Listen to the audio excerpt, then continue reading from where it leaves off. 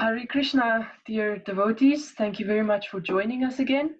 Today we are again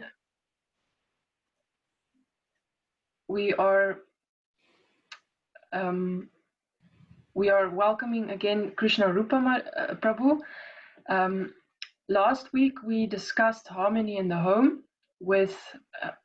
and we looked at domestic abuse and violence, but also in the context of what it means for our families. So Prabhu has been speaking about the signs of domestic abuse, what we can do, and the cycles through which the abuse goes. And today we will specifically look at the influences that it has on our children and our families. And so just to recap, if you haven't been here last week, Krsnarupa Prabhu is quite active in ISKCON Australia. She instigated the Vaishnavi care system. So what she does is she helps ladies, Vaishnavis within each temple to take care of the ladies of that temple.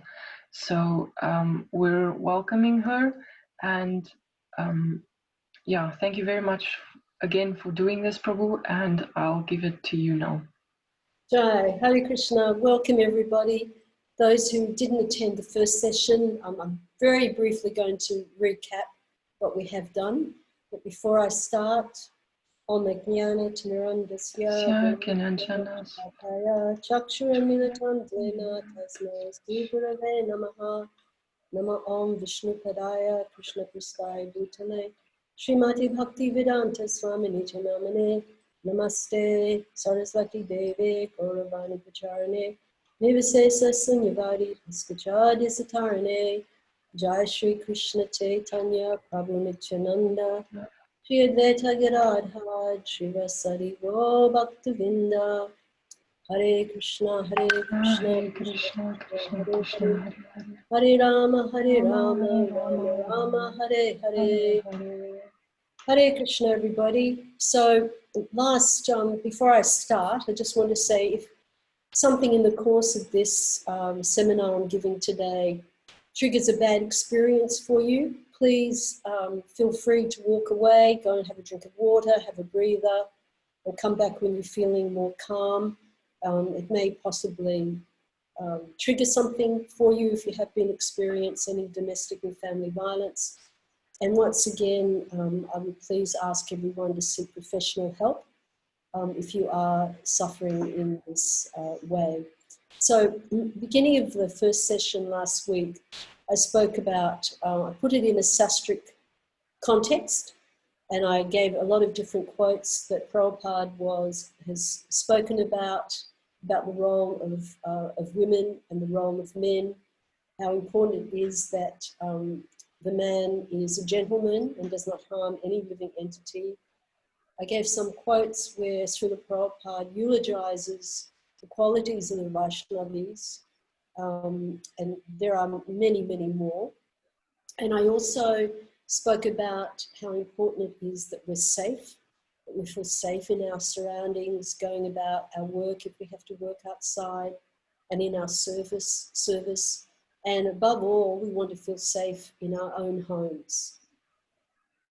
I gave some statistics, how it's, unfortunately an act that's perpetrated mostly by men to women, but there is the element where women can also be users of domestic violence in the home in different ways. And also, of course, there's abuse of elders in the home. It's not just restricted to, intimate partners.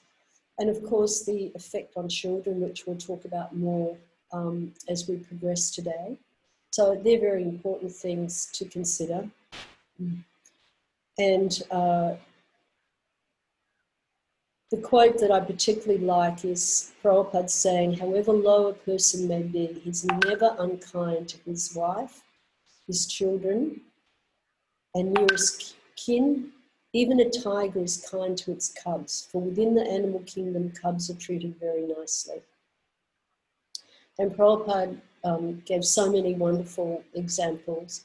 And then I spoke about the GBC resolution, that it's indefensible, illegal in many countries, and never acceptable within the International Society for Krishna Consciousness. Any interpretation of Vaishnava religious or social teachings that condones, endorses, or justifies a domestic abuse is rejected by the governing body commission. So that's it's a landmark resolution actually, very, very important resolution. And we're hoping that we'll be able to put in place certain systems that will give the utmost protection to victims of domestic and family violence. And it's also particularly relevant when if you know, your temple leaders or even your spiritual masters may tell you just to tolerate. That is also not condoned by the GBC, and the GBC is our ultimate managerial authority. And then I spoke a little bit about the difference between respect and equity. For example, that you may be respected for your contribution. The equity is having your contribution count as much as anyone else's. And you may be respected for who you are, but equity means that you're treated the same as anyone else. So these are very subtle but very important things that we considered. And then we spoke about the different kinds of abuse and different systems that might, in a way, drive particular kinds of abusive behaviour, such as stereotyping, condoning, and then we had some statistics that we spoke about. We could see that they're very, very high. And then we talked about the different kinds of domestic violence. We spoke about the difference between psychological and emotional abuse. We spoke about financial abuse. We spoke about spiritual and cultural abuse. We spoke about all the different realms of domestic and family violence. We spoke about cyber abuse and elder abuse. And I mentioned that recently in one state in Australia, in Victoria, they've now included exclusion from decision making as also a form of domestic and family violence. And we then spoke about, we went into quite a lot of detail about those, but I won't go into those now.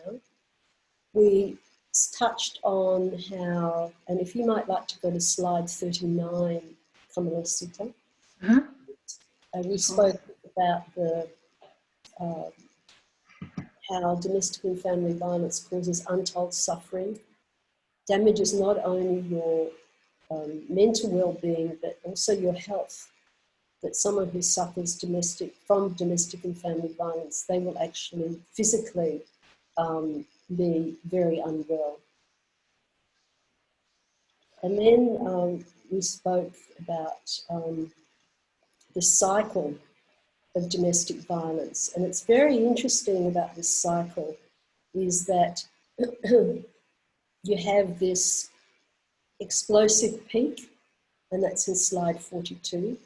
You have that explosive peak of violence, and then there may be a lot of remorse by the perpetrator. When they go, oh, look, you know, I'll never do it again, I promise. I'm so sorry I did it, please forgive me. Particularly if the victim leaves the family home, he might really be so sorry and remorseful. And then the fact is that that pursuit then starts to happen. You know, he woos the wife all over again. I'll really take care of you. This will never happen. I don't know what happened. Please forgive me.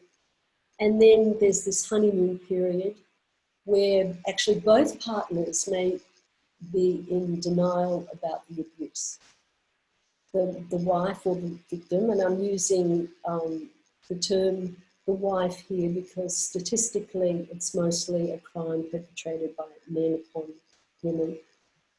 And then things seem to be quite harmonious for a while, then slowly the tensions build up.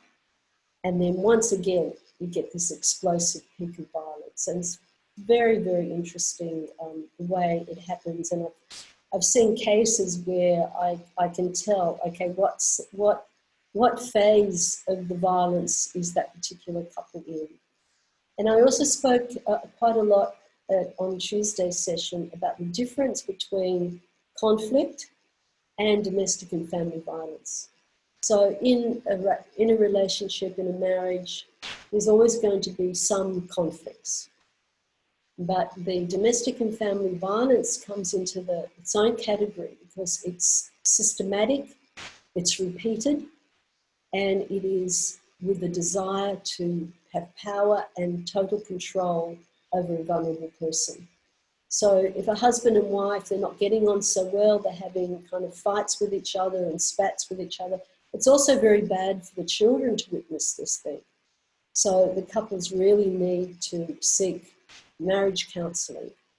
We do have a Vaishnava marriage counselling service, so that would be something that you could look into. But I'm not talking about, when I'm talking about conflict, it's not domestic and family violence. The domestic and family violence is another whole category, and that you cannot get success with by going to see a marriage guidance counsellor together if you are a victim of domestic and family violence. The husband needs to go for a specific type of counselling to help him with his behaviour, and you also need to go to a trauma-informed counsellor to deal with your being a victim of domestic violence. So they're subtle, but they're very important. And then we went to, I spoke at length about Duluth's control wheel, which is in 43. And that we went into a lot of detail about the coercion and intimidation and all the different kinds of abuses there. So we went into quite a lot of detail on Tuesday. And a point that I made was that in the early stages of the relationship, the domestic and family violence situation doesn't just happen straight away. Very rarely it does, from what I understand in my study and workshops I've attended and research, is that the abuser will test the waters. So early in the relationship, it might be that he tries to control the friends that you see, trying to control how you dress, not engaging in family decisions. These are all just slowly in the early stages, which will be exacerbated later on. They make you doubt your abilities. You know, for instance, will the sustras say that, you know, women are less intelligent. They can't be wrong, can they? So why are you trying to, you know, make family decisions? All of these, of course, you can very easily repudiate by studying Srila Prabhupada's books. Very, very important that you read and study Srila Prabhupada's books, and that you listen to his room conversations and you listen to his lectures and morning walks. It's very important that you have a deep understanding of the philosophy, not that you're just spoon-fed or whatever someone wants to cherry pick and you're spoon-fed that.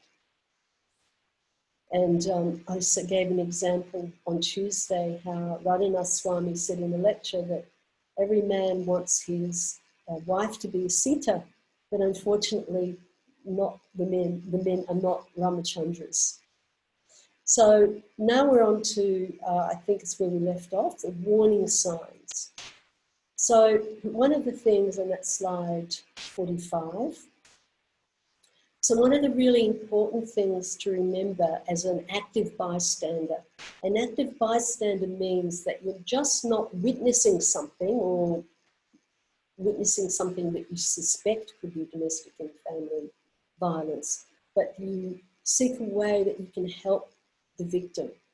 But one has to be very careful about this. One has to be always considerate of safety, not only safety for the victim, but also safety for yourself.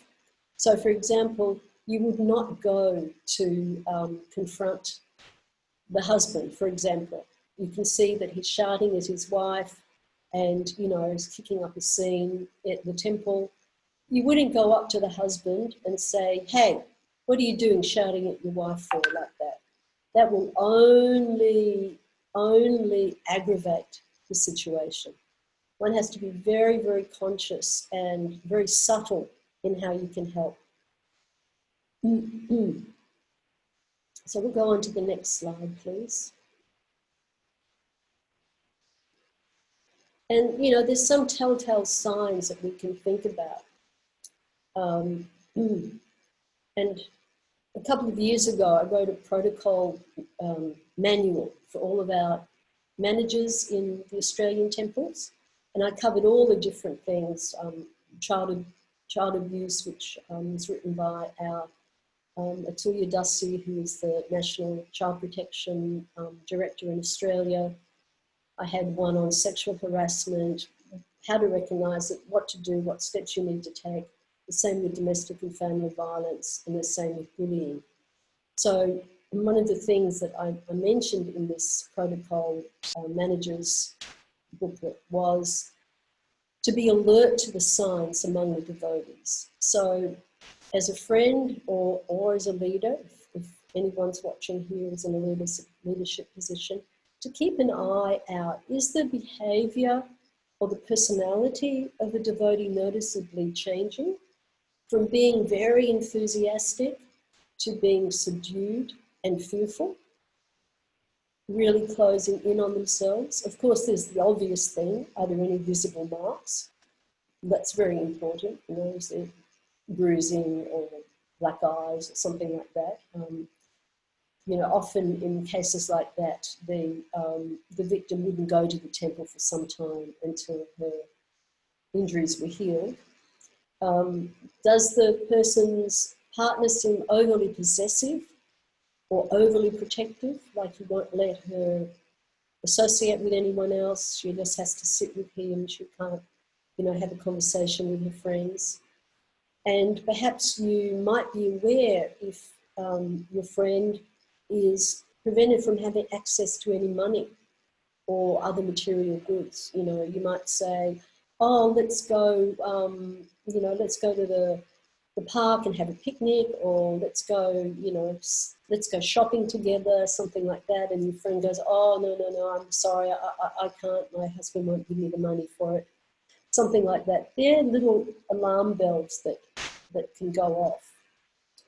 And if we go to the next slide. So, you know, obviously some of the symptoms that you can read there, they're going into a lot more detail. So there's the intimidating actions such as smashing or throwing items around the house. You might hear about some of these things as an active bystander. If your friend is, you know, says to you, oh, my husband was in such a rage the other day, he broke, you know, 10 plates and he's slammed the door so hard, he broke the hinges. All of these things, these are not normal behaviour, and you should be a little bit aware of that. Of course, you know, any forced sexual interactions on the wife, and, you know, sometimes your close friend may confide in you about things like that. You may see devotee, you feel that she's constantly walking on eggshells. You know, she's very, very nervous, very in a lot of intrepidity about many things. And perhaps she suddenly starts making excuses not to go to your gatherings or to see her family, which is a symptom where the perpetrator is controlling who she sees and what she does. Perhaps but you can see that the partner has really unpredictable mood swings, and then the wife is overly sensitized to the kind of mood a husband's in. And of course, you know, it can be if someone's an immigrant to another country, they can be threatened. Well, you know, if you don't do exactly what I'm told, I'm going to, you know, stop your visa, So all of these things that as a friend or as a leader, you can be a little more finely attuned to. If we go on to the next slide. So it's a very delicate and sensitive issue. As I said, active bystander platform, and safety is of the prime importance. But as devotees, what we could do? Well, we always make sure that the person is safe. If you go up to a friend and it's in a private place, you're not in front of other devotees, it's, you know that she can talk. You can say, look, I'm concerned about your safety. Now, you wouldn't go to someone like that you don't know very well, because that person will think, what is she coming to me for? She doesn't even know me, and she's asking me such a personal question, because the victim can also be very protective of her situation because of the stigma. So it has to be someone who is close to a person, and you can ask, are you safe? I'm a little bit worried about you. Depending on what the person says, you can suggest to them that there's lots and lots of wonderful helplines out there, and you can even have a list of numbers to give her. And once again, you always very much need to be aware of, you don't WhatsApp a lifeline or some kind of help contact to the person's phone, because the husband may be looking at his partner's phone, his wife's phone, and he'll see, what's this? Are you telling people about this? So you have to be very, very cautious. And it was very interesting in one workshop that I attended as a student. They go through great lengths. Like if you actually go to any of the websites where, if you're seeking information or help in a domestic and family violence situation, there'll always be a little button there that says escape button. So you might be looking at the screen, and then if the person can see her husband's coming, she can hit this button, will immediately take it to another screen. And another thing they had these special little business cards that had, for example, just, some hairdresser's name. But they were kind of trick business cards. And within that business card, that you could slide another card, which would be to your counsellor contact. So there's lots of very different strategies that can happen, that you can use, but safety is very, very important. And if it's you, better not let your partner know you're seeking help, because that can exacerbate the situation, particularly if you're in a very violent situation. And unfortunately, the most dangerous time is when you tell your partner you are leaving, or even after you leave. So once again, it depends on the situation, but you need to be aware of that. And you need to inform the police wherever you can, wherever possible, and also let your temple authorities know of your situation. Of course, if you're the active bystander, whatever the person, your friend or whoever tells you, you must keep that in confidence. You can't go talking about it to other people, and even you have to have permission from the victim that you can go to, say, for example, the temple president or the GBC. You can't just on your own volition as an active bystander do that, except where children are at risk. Then there's like a mandatory reporting kind of situation. So we'll go on to the next thing. Now, what can you do? So it's really important to listen to the victim and believe them, but without judging them. And, often the temptation is to say, look, just leave your husband. He's violent, just leave your husband. But you can't say that. You can't tell, or you shouldn't tell the victim what they should do. You want to be there as a good friend, as a pillar that they can lean on, that you believe what they're saying to you, and that you're listening to them without judging. That's really, really, really important, because when someone's been a victim of domestic and family violence, their confidence is completely taken away. They have so much self-doubt. They feel vulnerable. They feel powerless. And many cases they will think, oh, it's their fault. Oh, if only I hadn't said this to my husband, it wouldn't have happened. If only I hadn't done this, if only I had remembered to put enough salt in the prasadam. It's very disempowering. So you gently ask rather than tell. These are, you know, and it takes quite a lot of skill. So you want to give, in the next slide, you can see a bunch of little bubbles there. So we want to create the awareness of domestic and family violence in our society. We don't want to shove it under the table or shove it under the carpet. It has to be addressed, because the future of our society is at risk, because if the children are in that environment, they will be severely damaged. So we create awareness by attending seminars like this, by you know, informing yourself as much as possible. And, you know, we need to also provide opportunities for both genders and give instant feedback on bad behaviour. So, you know, when temple presidents, for example, they see some behaviour that's not acceptable, they can pull the man aside and say, you know, what's going on here? What's that saying? Bad things happen when good people don't do anything. There's some saying like that. So, you know, it's really important that, once again, you don't take the crusade on yourself. You have to be very, very subtle about it. And you can believe the person, and then, you know, find support in our sastra. If a person is thinking, oh, it's because I'm just you know, I'm not a Vedic wife, that's why. You can give sastric evidence to show that that is not the case, that this is actually a very poor behaviour.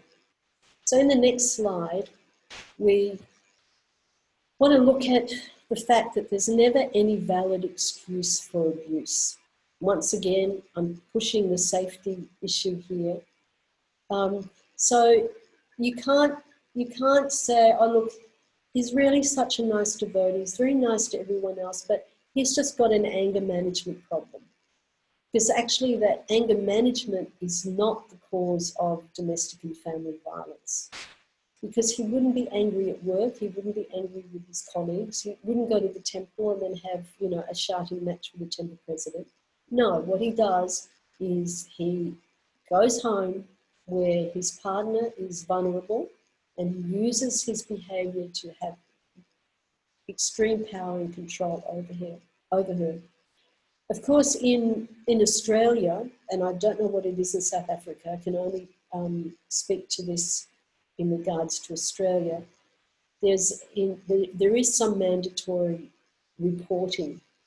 And the mandatory reporting in the Domestic and Family Violence Act in Northern Territory requires all adults to report to police if they reasonably believe the serious harm related to domestic and family violence has occurred or is likely to occur.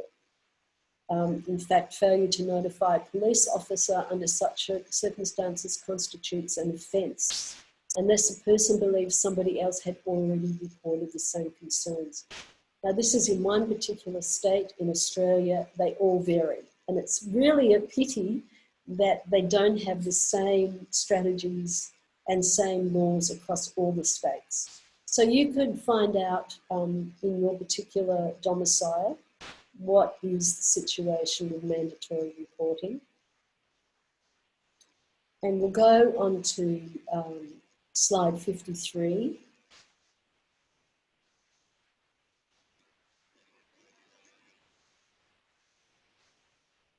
So survivors of domestic and family violence, they've often been isolated from friends and family, and they may have a lot of difficulty trusting anyone. And I came across a case where the young woman had been a victim of domestic and family violence for years in her marriage.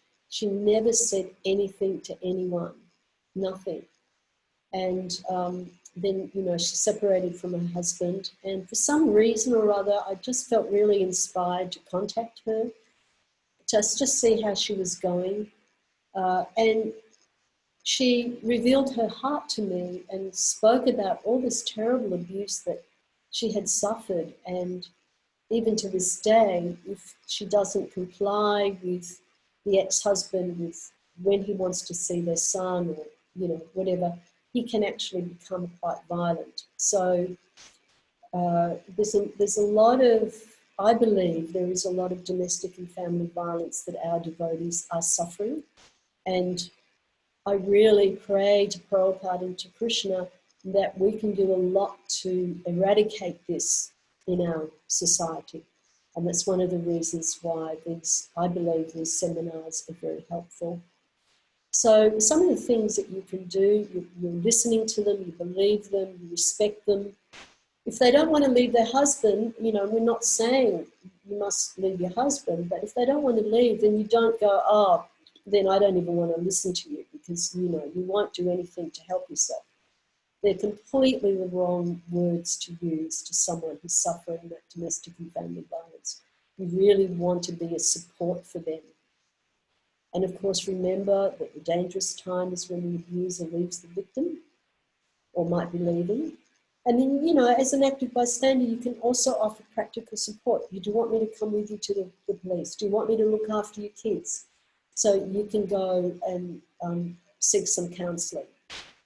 You can do all of these really practical things. You might offer to drive the person, you know, to see her counsellor or the doctor or even to the police. But it's a very acute time, especially when some decision has been made and they want to leave, that safety and security of everyone involved, including yourself. And you can just remind, you know, your friend that no one has the right to abuse or violate a devotee. No one has that right. And we'll go on to the next slide. Once again, I'm pushing safety. Do not confront the abuser yourself. And you leave such critical interventions to specialists. You know, if there's some really serious domestic and family, well, all forms of domestic and family violence are serious, but if your life is at risk, then, you know, please contact the police. And, you know, don't be surprised if your friend or family member or member of the congregation denies there's a problem, or rejects your support or becomes defensive, because it is a very multi-layered situation. They may not want to reveal what they're undergoing, you know, outright. You can only just be there as a support. They may be afraid or scared to say anything or tell anyone about the abuse. But, you know, if you're convinced that someone may be in that domestic and family violence situation, you can try and help in some of these ways that I suggested. So if we go on to the next slide. So the qualities you can bring to this, the victim may not be aware that what they're actually experiencing is considered domestic and family violence. They may think it's quite normal that they have no money of their own. They may think that it's normal for all of the money from their salary goes into their husband's account, and then the husband meets out, you know, what amount of money he thinks is what's needed. They may not, particularly for, you know, ethnic groups who may have first come to the country, they may not be aware that it's actually illegal. You know, if they're being slapped by their husbands or, you know, mistreated by the in-laws, they may not actually, this is specifically for Australia, they may not be aware that it's actually what's being done to them is illegal, and they may not be aware of all the different types of support that's available. So if you can, you know, gather some of those things that you could very carefully share with someone, that's good. And at the GBC meetings this year, I was handed a flyer by one devotee in America who's doing quite a lot in the realm of domestic and family violence. And it's a little flyer, and it's called Domestic Abuse. And it's put together by North America. It's just, you know, a couple of things here. Now, I'm also using this to develop one for Australia. And what I'm hoping that will come out of the forthcoming Vaishnavi ministry meeting of all of the Vaishnavi ministers around the globe is that we can develop something like this for each country, which also has resources. And the idea behind that is that there will be a little display rack outside each temple or near a temple notice board where these can be displayed. And I know it may sound very strange, but then these things should also be kept in the ladies' bathroom, along with all the contact lists, because someone who's a victim of domestic and family violence, they won't want to go and stand in front of the temple notice board and, you know, be picking a brochure out of the display rack if their husband sees them. So having it in a private place like a bathroom is actually a very smart idea. So anyway, there's a lot of women who are really working at trying to develop the next steps in prevention of domestic and family violence. So we'll go on to the next slide, please. And I mentioned these points. You don't go and approach the potential victim in front of others, especially the perpetrator. It has to be a safe, secure place where the person feels confident. And you need to be very sensitive, you need to be very respectful, and you need to be able to listen. Very important to learn how to listen. And I did this great course that I hope we will be able to do it for the Australian Vaishnavi retreat next year. We had to cancel this year's because we had the pandemic and everything was in lockdown. So this course was called Creative Listening, and one lovely devotee called Aruti put it on. And I learned so much about listening from that. And one of the main points was most of us listen is we listen to reply. So we're listening to someone talking, opening their heart to us, but we're just actually not really listening to what they're saying. We're just waiting for a little pause, a breath, that you can jump in with, oh yes, and this has happened to me, or that's happened to me. So being a really good listener is so important, that you're just there and you're giving them full attention. You're not looking at your phone, you're not rushing off somewhere, you are there just for them. And it makes a huge difference to the art of listening and a huge difference to the way the person speaking actually thinks.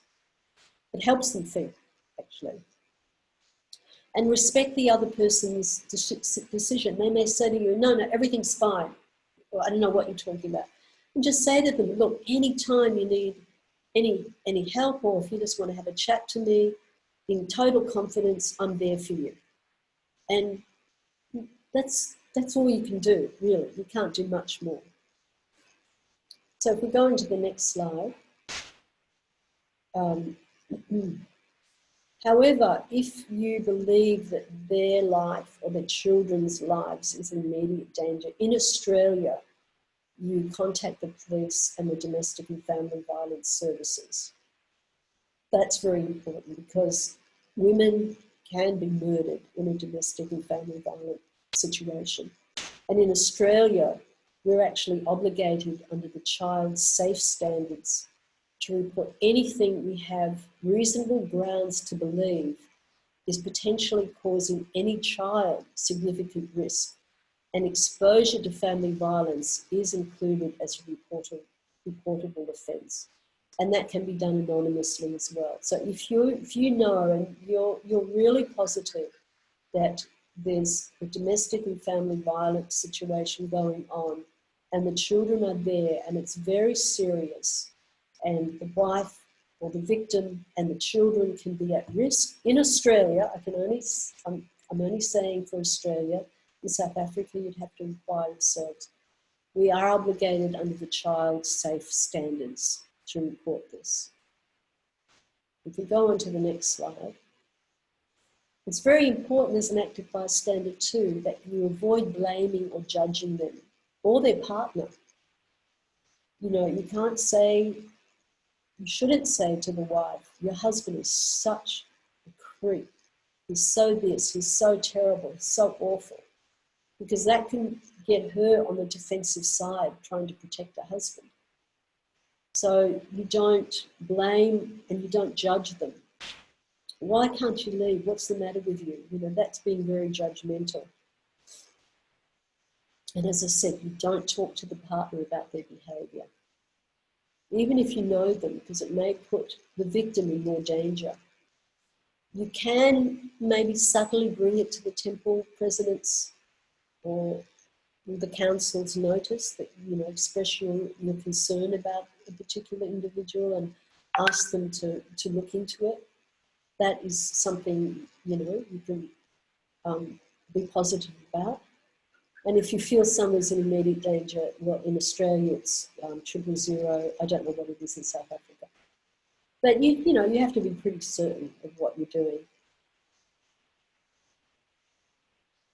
And the site that I came across, now this is for devotees having conflict in the marriage. It's not for domestic abuse situations. And that's VaishnavaFamilyResources.org. All one word, VaishnavaFamilyResources.org. You go into that site, you click on counselling, and then you'll see the options on Skype, in person, or by phone. I personally don't know how good it is. I haven't obviously used it, I'm not married, but it's worth checking it out, and I don't know if there's a cost or not. And there are also devotee counsellors who are, I know one in Australia who has kindly offered her free counselling services. She's been working in the arena of domestic and family violence in courts for 15 years. Anyone in Australia would like to contact me privately, I can talk to you about that. So we'll go on to the next slide. So now we're going to have a look at the effects of domestic and family violence on children.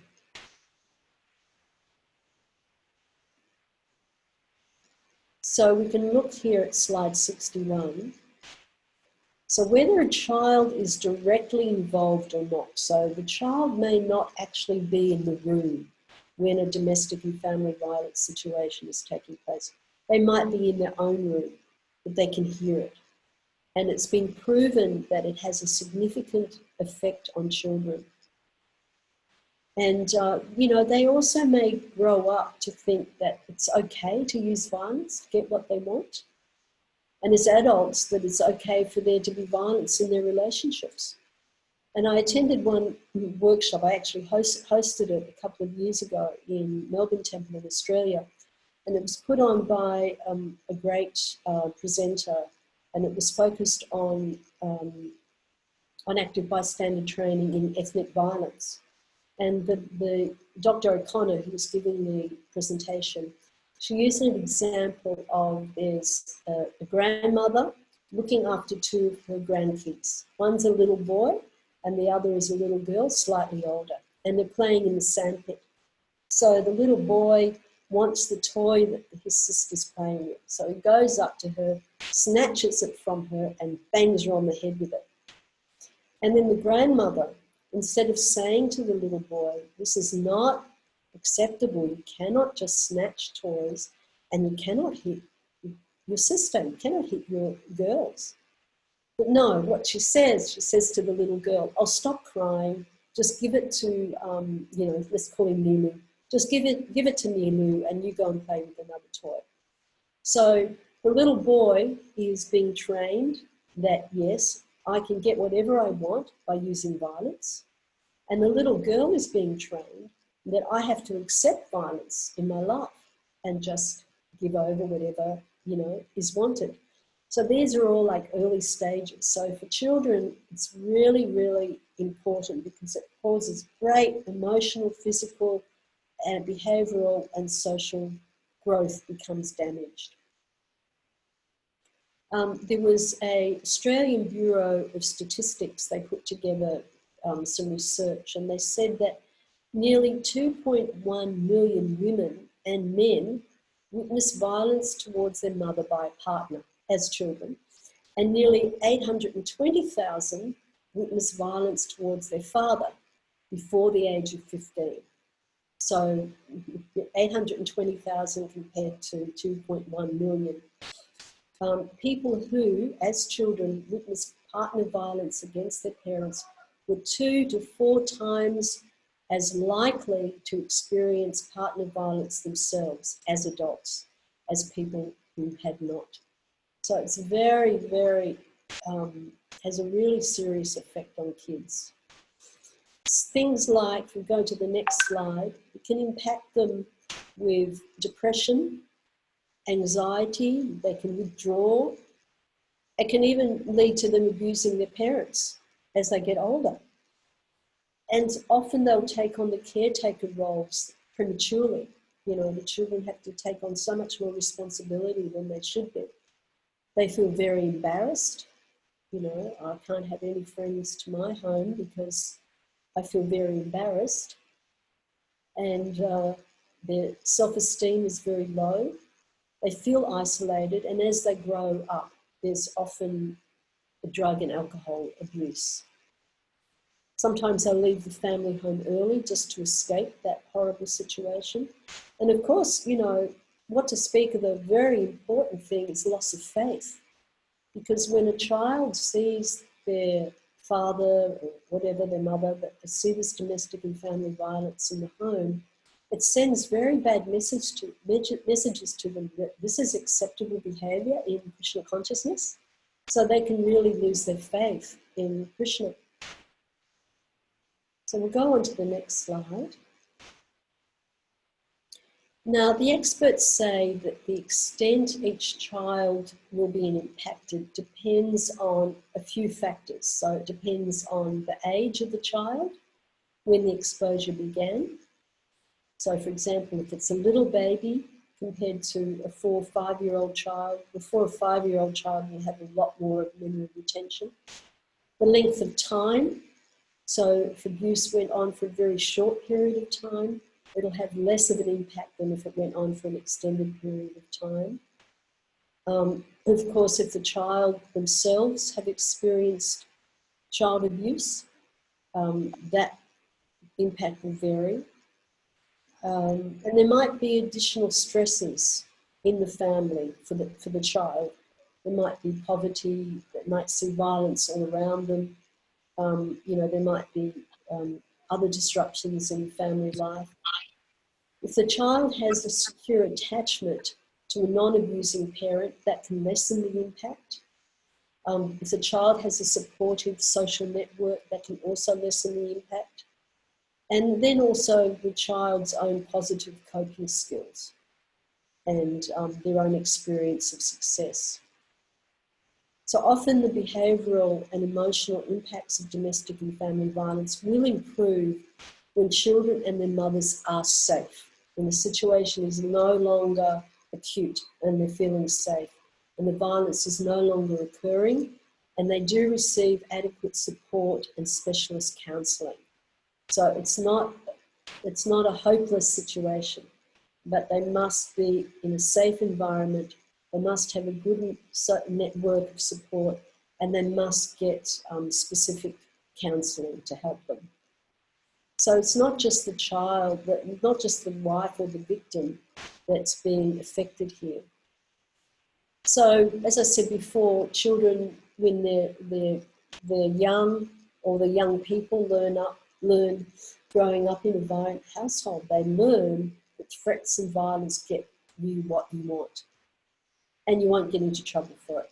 Just like I cited that example with the grandmother and the 2 kids. So we're going to watch a video now. It's pretty confrontational, but I think it gives a really good perspective on children's response to domestic and family violence. So if you would like to click that, please, Kamala. child who lives with domestic violence lives in darkness. She sees things no child should see, and hears things no child should hear. She struggles to separate her nightmares from reality because there's very little difference. The child who lives with domestic violence isn't afraid of the dark. She's afraid of her dad because the monster doesn't live in her closet. It's just down the hall. And when she grows up, she'll be more likely to be abused. And her brother? He'll be twice as likely to become a monster himself, because that's the world they know. When a woman lives with domestic violence, she's completely devastated, because the person she should be able to turn to has turned on her. And she thought he'd change once they got married, had a child, or when he got a better job. But he never did. And she's tried to make things better, but she can't make him stop. So when she locks the door at night, she's not keeping danger out, she's keeping it in. And she feels hopeless, ashamed, and completely trapped. When a woman lives with domestic violence, she hears voices. And she feels completely alone. But she's not the only one. Maybe you don't live with domestic violence. Maybe you don't wake up every day shaking or jump every time the phone rings. But maybe you should look a little harder. Maybe it's a friend, a coworker, or your neighbor. And maybe you could offer support, a number to call, or point to a way out. Your help could make all the difference. We need everyone to bring domestic violence into the light.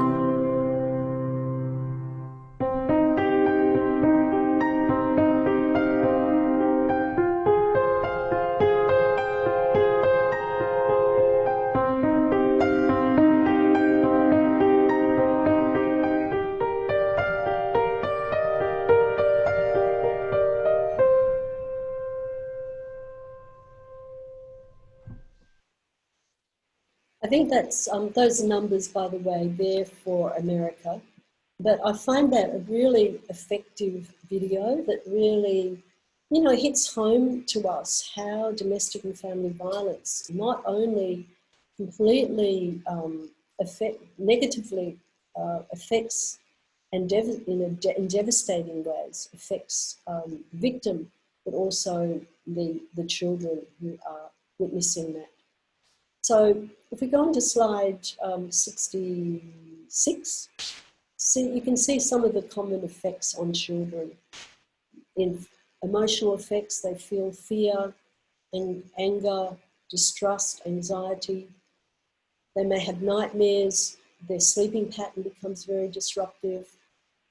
Feelings of helplessness. They may feel ashamed, shame of, being in that kind of environment. And then there's some developmental signs.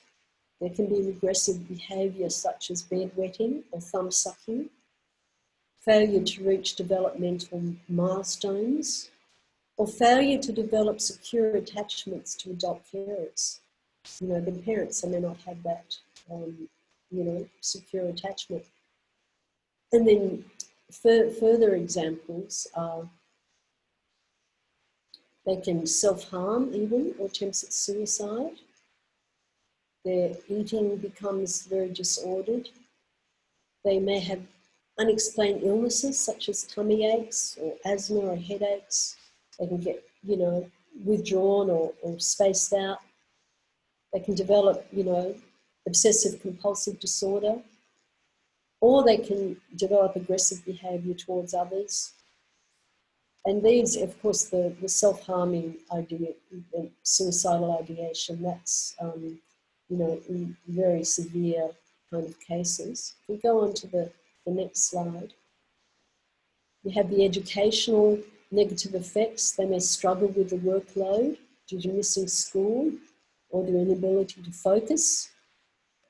They may bully other children or be a target of bullies. And they may actually get hurt trying to protect a parent. They might get in the crossfire, and they might even be the focus of that abuse in the end.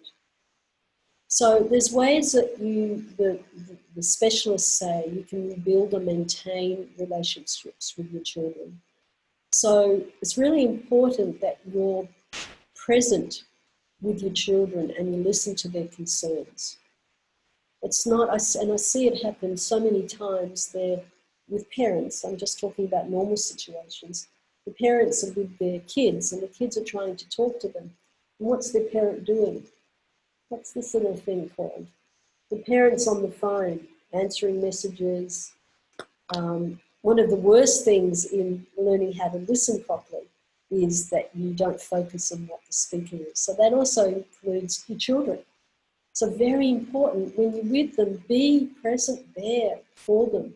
Put your phone aside. You can live without it for 15, 20 minutes while your child's talking to you. So really listen to them, you know, be open to their concerns. Always tell your children that you love them. Don't be afraid to tell your children that you love them. And make time to do activities together. So this is good for children in a normal home environment, as well as the children who are in a, not a very positive home environment. You take time to do things with them, you know, spend time with them. Children really blossom at this kind of attention. They love it. I had a very interesting incident the other day with my grandson. He face painted me, but unfortunately he wanted to face paint me, so I looked a little bit like a cross between a Rakshasa and Putana. He had a great time for 40 minutes, making his grandmother look like something quite different to what she normally looks like, or what I hope she normally looks like. So, and you reinforce positive behaviours. You try and model non-violent problem solving with them. You know, work out ways that, when they're having problems, there's a situation that they don't like, how can they solve the problem? One of my daughters-in-law, she uses the breathe deeply 1 up to 10. And the child's only 2, but it works really well. So when she's starting to get upset about something, about to throw a tantrum, it's like, breathe in now, and then she breathes in, they count to 10. It works really well. And, encourage your children, particularly, when they're older, to take some counselling. When they're younger, then you can just take them to the counsellor. But, counselling, I'm not one of these devotees who believes that non-devoted counsellors cannot help you. I think the professional field has come very far ahead of what it was like, 20, 30 years ago. They're exposed to a lot more of different religions, different faiths. So I would actually, encourage you to seek professional help. It's not always that the first counsellor you come to actually is the counsellor that's for you. You might have to, do a bit of shopping around, but I believe that can be very helpful. And of course, when there is you are in a very dangerous home environment, you design a safety plan with your children. So we go on to the next slide. And once again, I'm reiterating, there's never, ever an excuse for abuse. So it's not the fault, it's not the responsibility of the person who's experiencing, who's on the receiving end of the violence. That's the person who deserves protection. I'm not talking about conflict in a marriage where the wife's yelling and screaming, the husband's yelling and screaming. I'm talking about domestic and family violent situation. It's only the person that decides to use violence can choose to change their behaviour. So when the victim says, oh, if I just didn't say this, or if I made sure that this happened, or I had Prashad right there ready on the plate immediately when he comes home from work, then he wouldn't get angry with me. No, that person who uses the violence, they choose Unless they choose to change their behavior won't change. They'll find something else to find fault with. And the use of domestic and family violence by a devotee of Krishna on a devotee of Krishna is a grievous offense, and it's not possible to justify it. It's just not possible. And once again, you know, I'd like to reiterate that couples counselling in a domestic and family violence situation, couples counselling together is not appropriate because it can cause even more danger for the victim.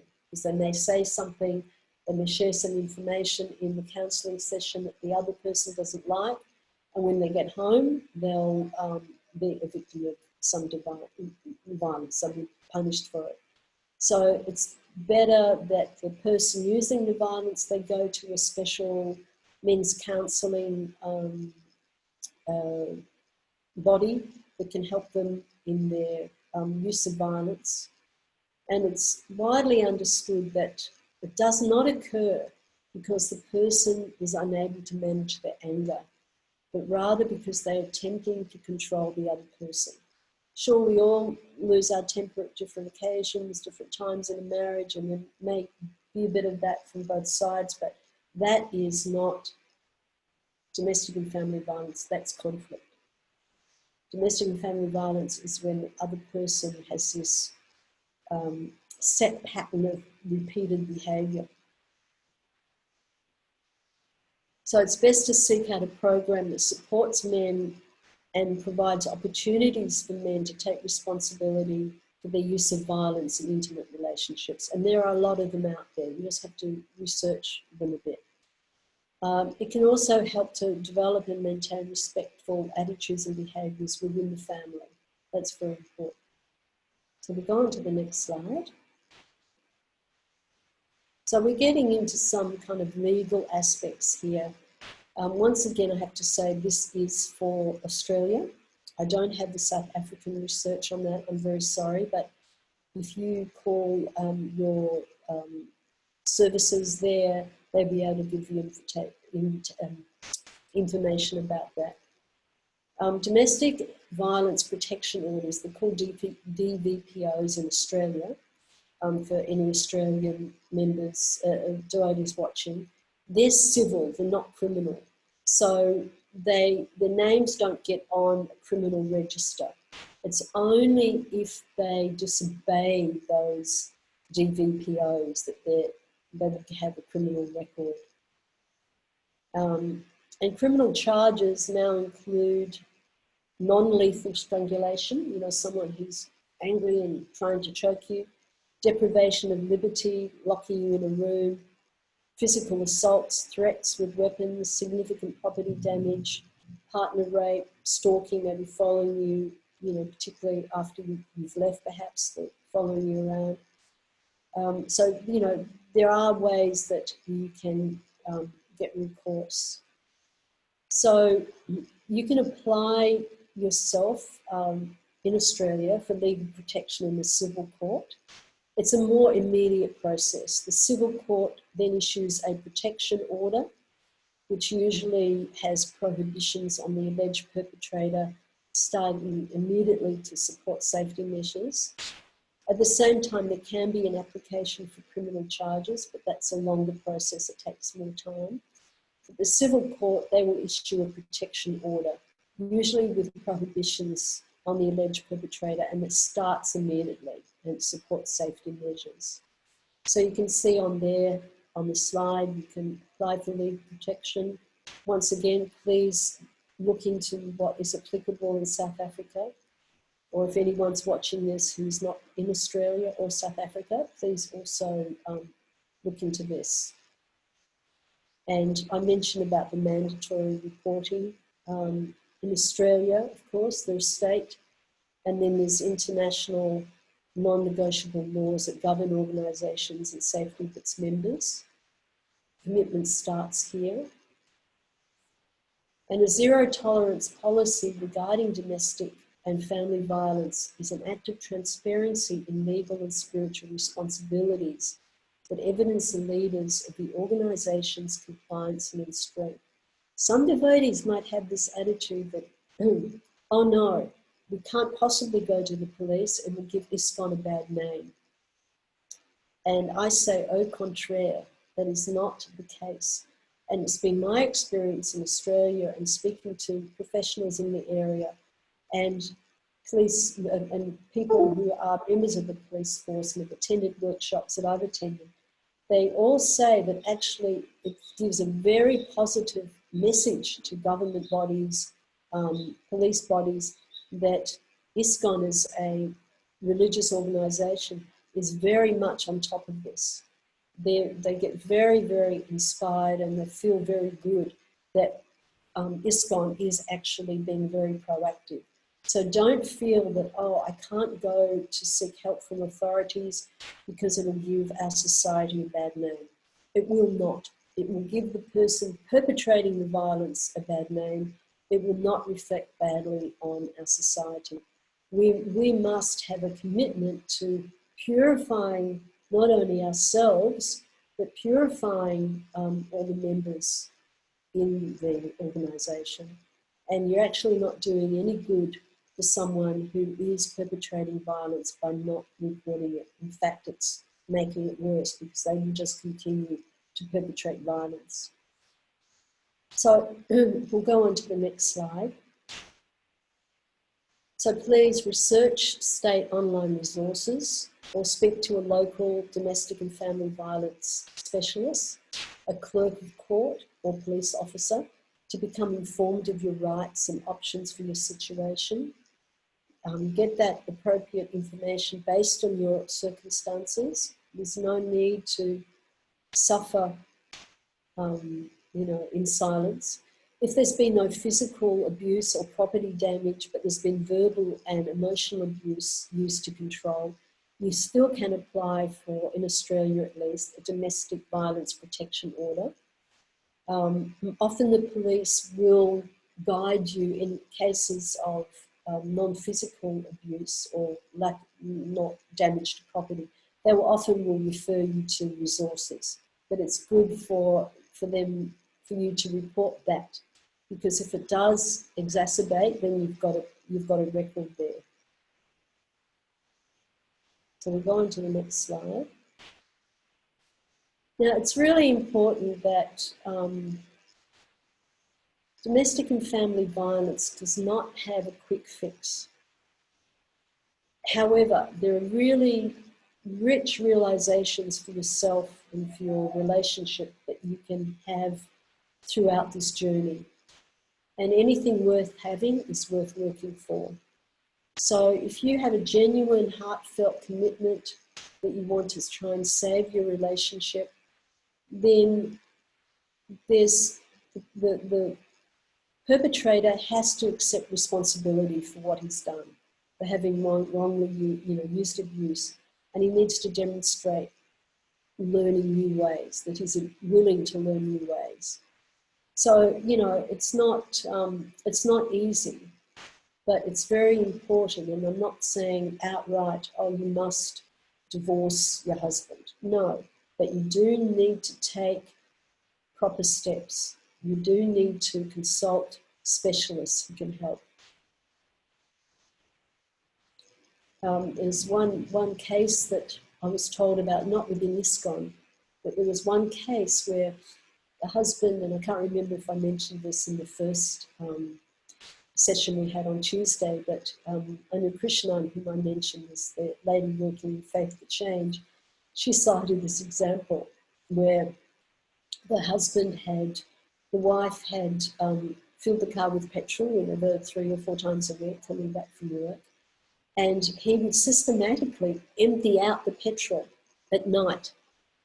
He didn't use any other kind of abuse on her, but he did this thing. But it so undermined her faith and confidence in herself that she thought, oh my goodness, I'm having blackouts, I'm going crazy. So she went to see a psychologist, and the psychologist completely realized that something was up about this, and it was proven by CTV. Cameras that he was doing that. He was had to leave the family home for some time. He was issued a protection order against his appearing there. Later on it was changed, softened, and he was allowed back into the home.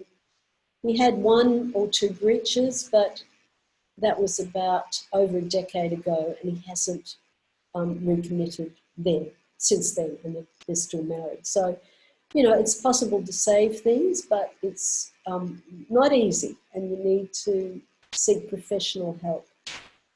So if this presentation, if you go to the next slide, if this presentation has brought up any questions for you, please seek information from experts. You can also contact the Vaishnavi minister in your area. She can probably help you or put you on to people who can help you. So our behaviour, it must stand to scrutiny by Krishna and the Parampara, which means including Srila Prabhupada, inside the home as well as in the temple. And a man who uses violence in the home, and if there are in smaller cases, there may be women who are using some form of domestic violence in the home. He may appear or she may appear to be a good devotee in the temple and to others, but not in the home. So we need to really examine our behaviour. We need to seek help to change our behaviour. So if we look on the last side, you see Srila Prabhupada here. As I said, he built a house that the whole world can live in. And it's very important as members of his house and members of his home that we keep it in ship shape. So I'd like to thank you all very much for patiently listening to this. I hope you've got some valuable information. Excuse my cold here. I'm on day 3 of the cold, so I am getting somewhat better. So thank you for tolerating my raspy voice. And I don't know, Kamala, if there are any questions. I'm going through it now. We'll just, I have to also just check the... I do have one question, if I can verbalize. Yeah, go ahead. Yeah, I can't write and listen, so I didn't write. Well, it's nice to hear the voice.